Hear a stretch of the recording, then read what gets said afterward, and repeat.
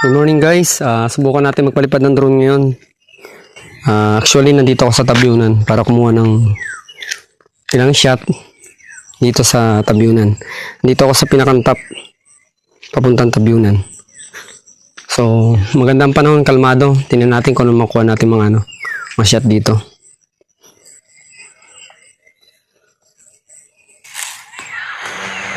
Take off. Home point updated.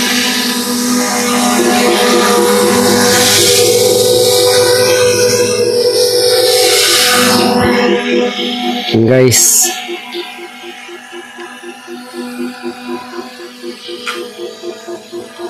Kung makita nyo, nandito tayo sa Tabyunan.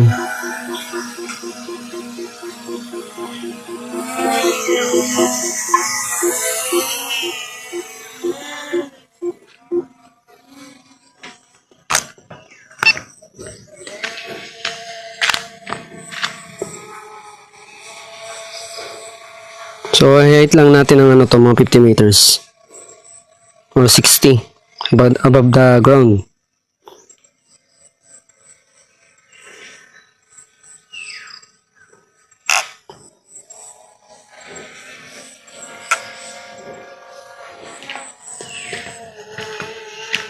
Moving forward tayo guys.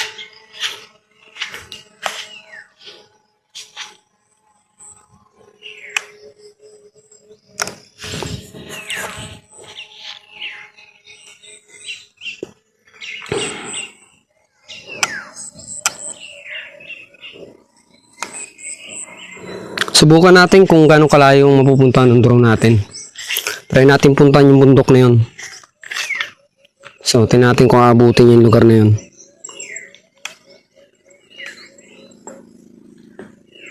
Napakaliwalas guys ng panahon ngayon.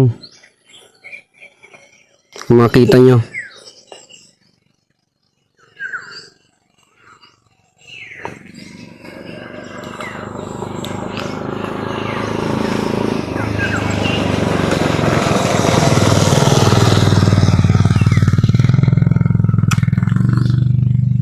So, push lang natin yung drone natin guys. Tingnan natin kung saan makakaabot. Actually, maraming view dito na pwedeng makuha. So, ito yung daan papuntang Tabyunan. So, dito tayo nagbabaybay. Makita nyo guys. Ayan. So, sagarin natin hanggang Hindi ko alam kung anong sagad ng Tabyunan eh. Kasi actually guys, pangalawang beses ko palang pumarito.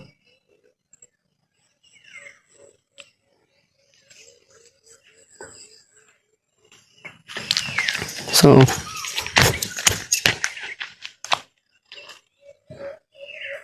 yan mga kabayan dito. Shoutout sa mga taga-Tabyunan. Ayan.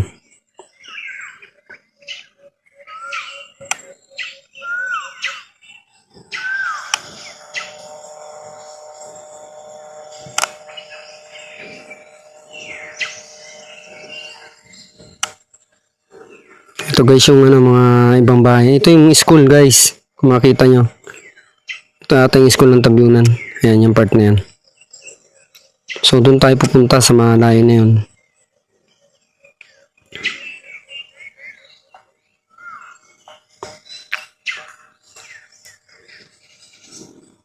Ayan.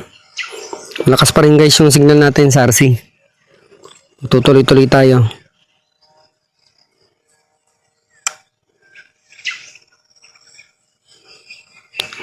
Nung last punta ko dito guys, napuntahan ko lang talaga itong na to. Yung sa may school mismo na nasabi. Hindi yata to school eh. Basta yun ang huling napuntahan ko dito, yung school na yun. Gamit yung electric scooter ko. Tapos, first time ko magpalipad ng drone dito. So, nasa 1,000 kilometers na tayo guys. Kung titingnan nyo. So, still strong pa rin naman yung ating signal sa RC. Kaya magpapatuloy pa rin tayo.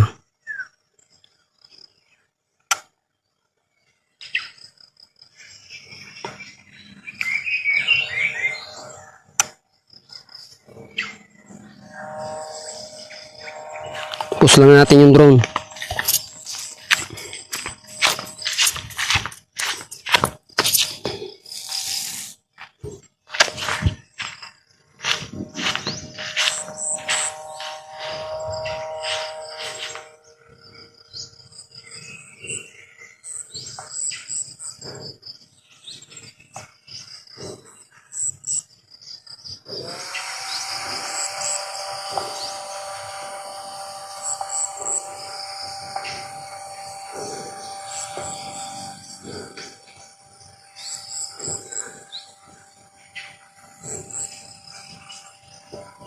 Sana kaya to guys, sa tingin nyo?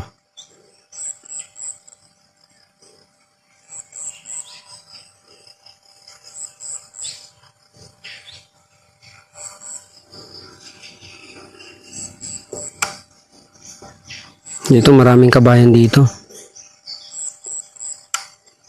Yung iba nandito sa part na to.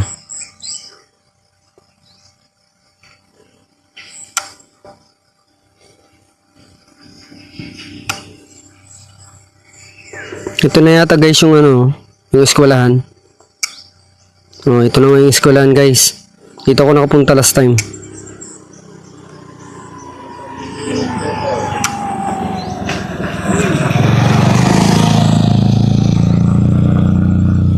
Yan guys.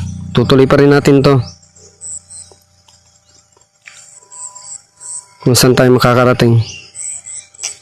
So ito pala yung yung nasabi nilang dulo ng Tabyunan. So moving forward tayo. 2 kilometers na tayo guys. Simula dito sa home point niya, sa may Tabyunan, sa top. So magpapatuloy pa rin tayo. Still malakas pa rin signal natin. At may 75% pa rin tayong battery. Ilog na pala to guys, oh.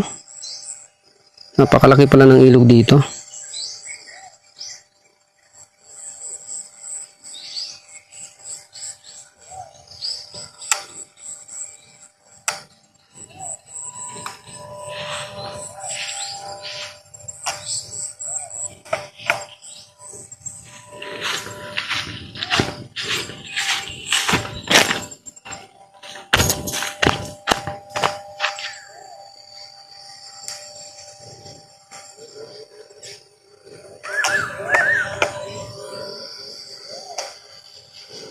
Napakarami rin pala guys ditong kabayan.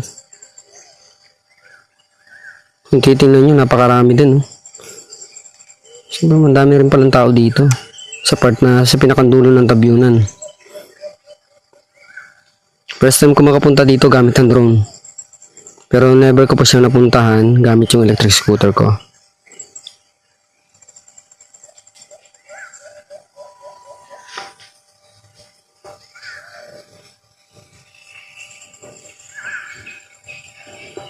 So, taasan natin guys to.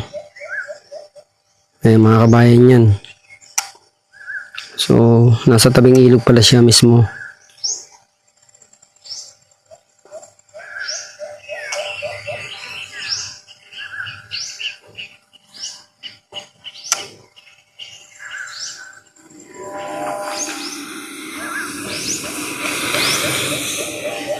Yan. Try pa natin baybayin tong part na to.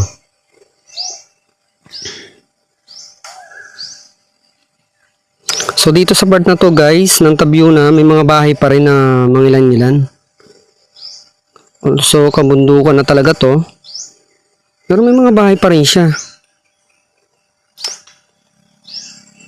Yan kung makikita nyo, may mga bahay pa rin. Doon sa part na to, sa gitna. Yan guys, Ay, yung part na yun, napakarami pa rin palang bahay dito. So, totally talaga.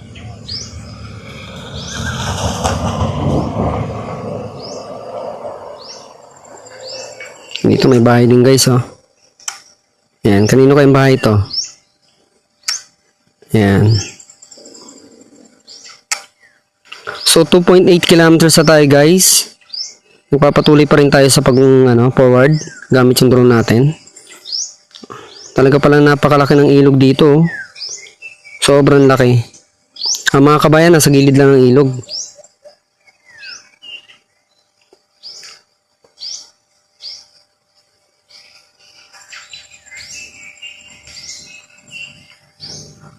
O, kanino kayong bahay to? Shoutout po sa inyo. Ayan. Akala ko dun sa kabila lang yung maraming bahay. Dito rin pala.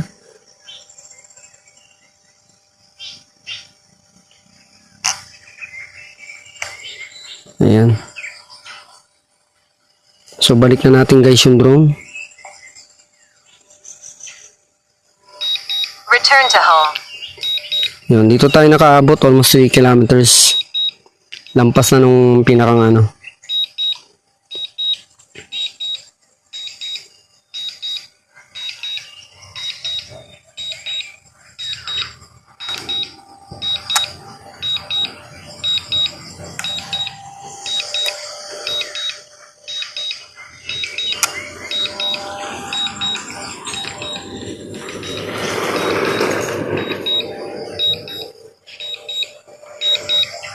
Dito guys, sa pagbalik natin may mga bahay pa rin dito sa parteng bundok. So yung signal natin malakas pa rin.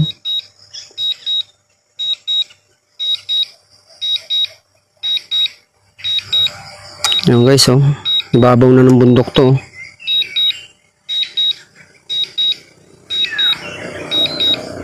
Kung titignan nyo, halos abutin ng drone natin yung ibabaw.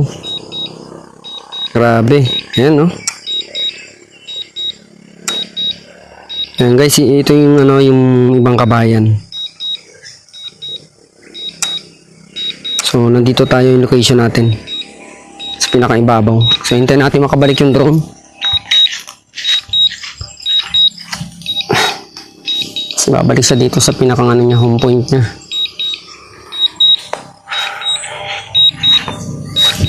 Okay.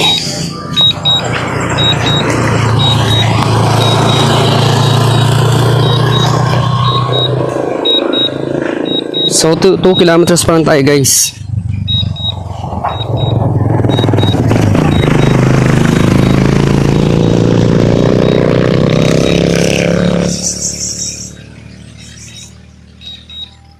So dito siya bababa sa pinakang natin. Sa drone pad natin.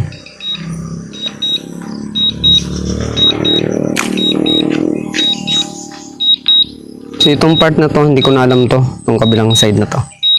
Subukan natin paliparan mamaya yan. Tingnan natin kung saan siya makakaabot. Guys, 1.5 kilometers away.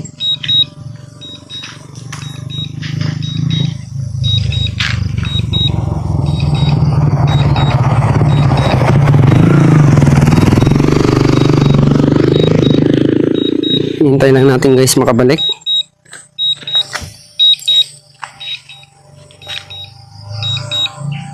Medyo makulimlim ang panahon guys, pero wala namang hangin. Kalmado siya, kaya maganda magpalipad ng drone.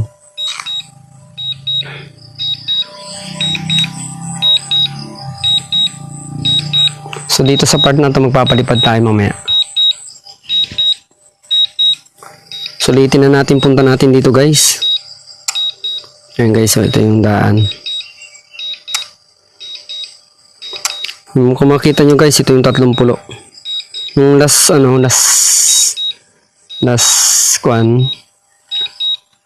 time nagpalipad ako sa Gaspar. Range test ko siya, almost 4.2 kilometers naman yun. So, tingnan natin guys kung accurate yung drone, kung bababa talaga sa landing pad. So, hopefully, doon siya bumaba.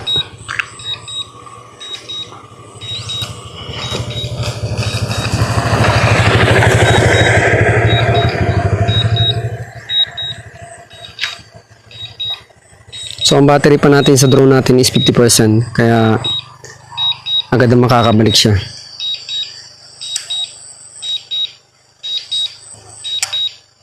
So malapit na guys, nandito tayo. Makita nyo guys, ayan, nandyan ako. Ayan, sa part na yan. So, 200 meters.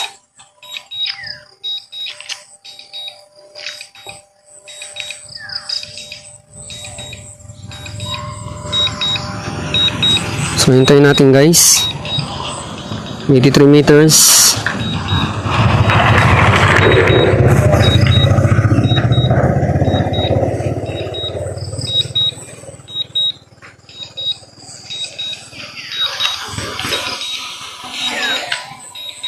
Landing.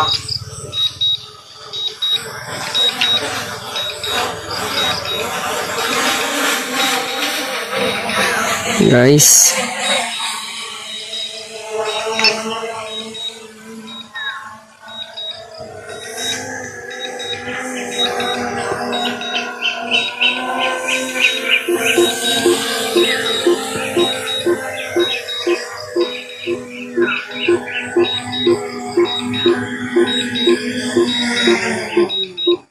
Yan guys, nakarating na siya. So, successful. So, hanggang dito na lang guys.